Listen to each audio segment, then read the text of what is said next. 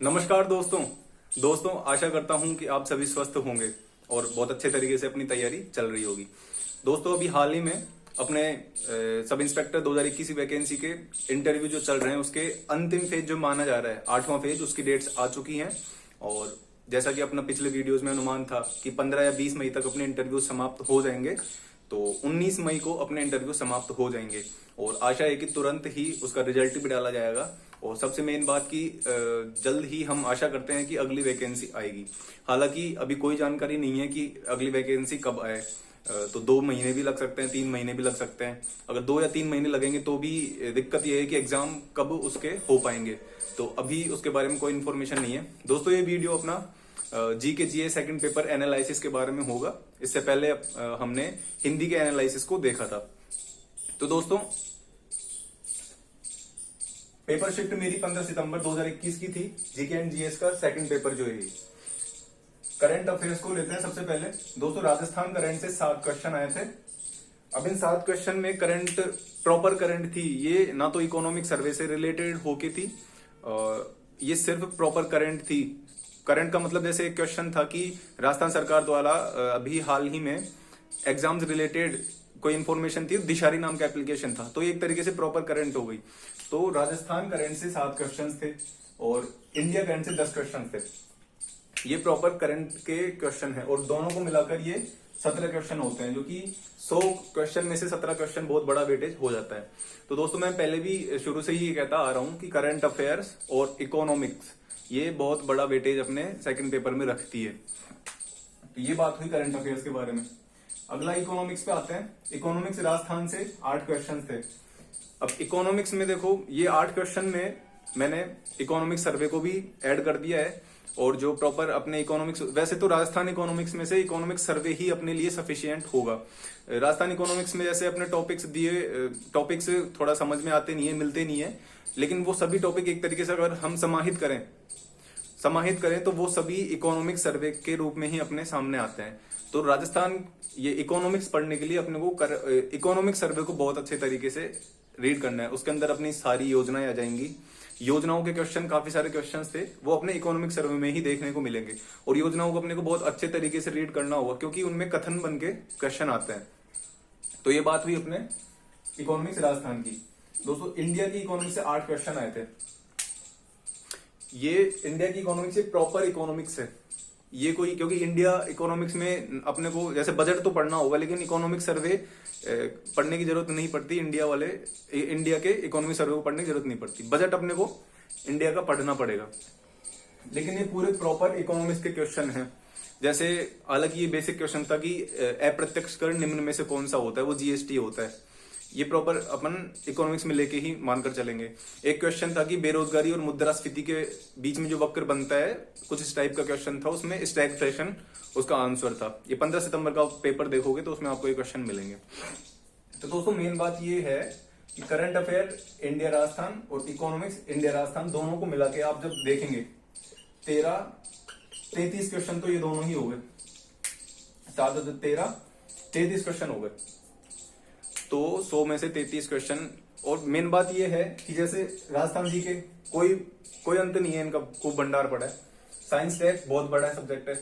हाँ, मैथ और रीजनिंग अपने सीमित। मैं कहना ये चाहता हूं कि यदि हमारी करंट अफेयर्स और इकोनॉमिक सर्वे पर बहुत अच्छी पकड़ है तो हम जीके जीएस के पेपर में बहुत अच्छा स्कोर कर सकते हैं। अगला दोस्तों राजस्थान पर आते हैं। राजस्थान की पॉलिटी से 6 क्वेश्चन थे, आर्ट एंड कल्चर से 7 क्वेश्चन थे, हिस्ट्री में से 5 क्वेश्चन और जियोग्राफी में से 7 क्वेश्चन। तो दोस्तों मेरी शिफ्ट में 25 क्वेश्चन थे राजस्थान जीके के, लेकिन अभी जैसे 13 या 14 तारीख की पेपर शिफ्ट देखें तो उनमें ज्यादा फर्क नहीं आएगा। ये 30 उनमें शायद 30 हो जाएंगे, 5 ही क्वेश्चन का फर्क आएगा। लेकिन दोस्तों सबसे बड़ी दिक्कत ये आ रही है कि जियोग्राफी में अब की बार ये जो डिस्ट्रिक्ट बनने वाले हैं नए, तो असमंजस की स्थिति उत्पन्न हो रही है कि ये डिस्ट्रिक्ट बनेंगे तो उनमें से क्वेश्चन कैसे आएंगे, कैसे उनको कहां से हम रीड करें। तो दोस्तों जब तक अभी कोई ऑफिशियली, तो देखो अभी अनाउंस ही हुआ है कि डिस्ट्रिक्ट बनेंगे, अभी तक डिस्ट्रिक्ट कोई सा भी बना नहीं है। और जब भी डिस्ट्रिक्ट बनेंगे तो कोई ना कोई उसका विकल्प अपने को पढ़ने का सोर्स मिल जाएगा। तो अभी उसकी दिक्कत लेने की जरूरत नहीं है। अभी जो भी अपन पढ़ते आ रहे हैं पहले से, उसी को अपने को पढ़ते रहना है। जब भी डिस्ट्रिक्ट बनेंगे उसका तब की तब देखा जाएगा कि कहाँ से क्या रीड करना है, क्योंकि उसका अभी कोई सॉल्यूशन नहीं है। अभी उसके बारे में सोचना भी एक तरीके से व्यर्थ ही है। तो दोस्तों राजस्थान जीके में से 15 सितंबर को 25 क्वेश्चन आए थे। अगला अपन आते हैं साइंस एंड टेक में। दोस्तों साइंस से 7 क्वेश्चन थे, टेक्नोलॉजी से 1 क्वेश्चन था।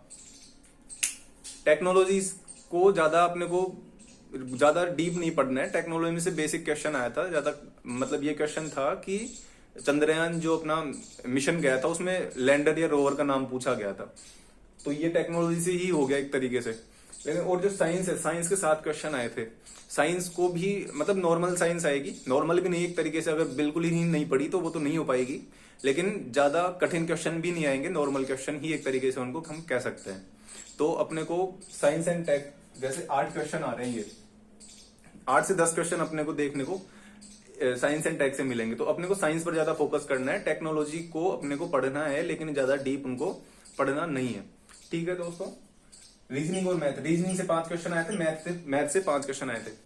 देखो रीजनिंग लगभग सभी की प्रिपेयर रहती है, अगर प्रिपेयर नहीं भी है, पहली बार हम पढ़ने जा रहे हैं, वैसे तो ऐसा ही तक आते आते हम लोग रीजनिंग तो पढ़ ही लेते हैं, लेकिन पढ़ी भी नहीं है तो कोई दिक्कत की बात नहीं है। रीजनिंग सिंपल सब्जेक्ट होता है, आराम से उसके क्वेश्चन हम सोल्व कर सकते हैं।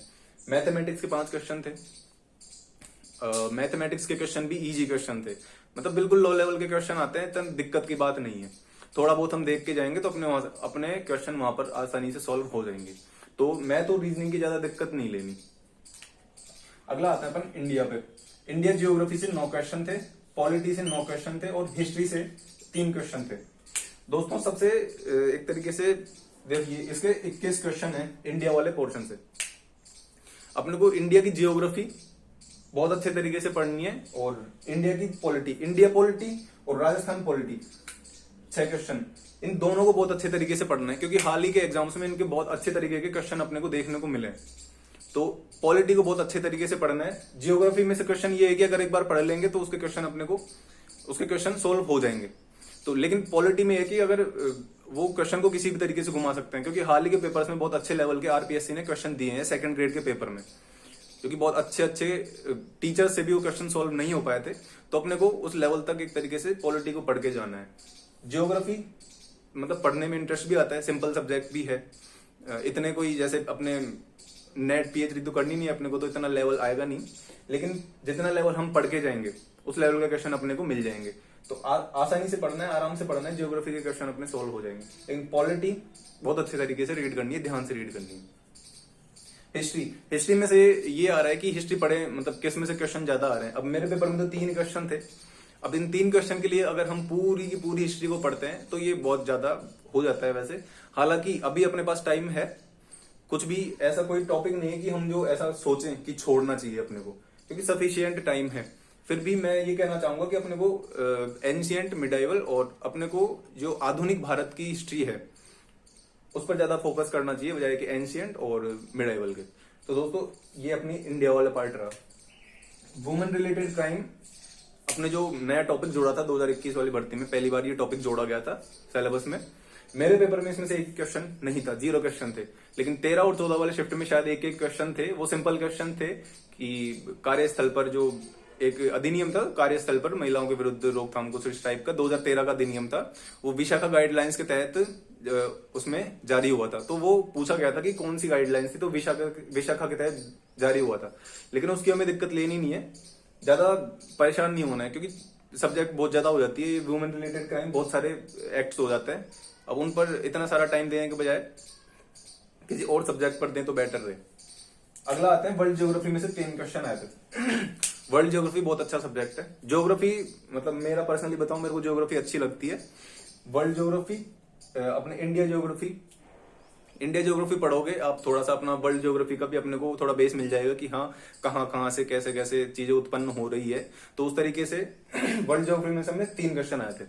अब 3 क्वेश्चन में अपने को ये 3 क्वेश्चन लगभग अपने कॉन्टिनेंट पढ़ेंगे, अगर हम 7 कॉन्टिनेंट पढ़ेंगे तो लगभग 3 क्वेश्चन उनमें से ही मिल जाएंगे। तो कॉन्टिनेंट ही मेरे अकॉर्डिंग कॉन्टिनेंट में से अपने को क्वेश्चन देखने को मिल जाएंगे। तो दोस्तों इस प्रकार से कुछ अपने ये पेपर एनालिसिस था। तो सबसे मेन बात ये है कि अपने को फोकस इकोनॉमिक्स वाले पार्ट पे करना है, करंट अफेयर्स वाले पार्ट पे करना है, ज्योग्राफी अपने को, ज्योग्राफी 9 क्वेश्चन, ज्योग्राफी में 7 क्वेश्चन, 9 और 7 16, 17 और 16, 100 क्वेश्चन में से ज्योग्राफी को मिलाएं और करंट और इकोनॉमिक्स को मिलाएं तो ये इतना वेटेज ये ले जाता है। हालांकि अपने पास सफिशिएंट टाइम है, आराम से अपने को पढ़ते रहना है, कोई दिक्कत की बात है नहीं। वैकेंसी का देखो अभी कोई पता नहीं है कब आएगी, तो अभी इतना लोड लेना नहीं है कि कब आएगी, आराम से अपने को सेल्फ स्टडी करते रहनी है। दोस्तों बुक्स की बात आती है, बुक्स का ये है कि बुक्स की मेरे को बिल्कुल भी जानकारी नहीं है, लेकिन क्वालिटी एजुकेशन मैंने यूट्यूब पे वीडियो देखे थे, तो मुझे क्वालिटी एजुकेशन वाले सर की जो बुक्स थी वो मेरे को ठीक लगी, तो वो वीडियो मैं आपको इसमें डिस्क्रिप्शन में उस लिंक प्रोवाइड करवा दूंगा, तो आप वहां से एक बार बुक्स भी चेक कर सकते हैं। तो दोस्तों कुछ इस प्रकार से अपना वीडियो एनालिसिस था।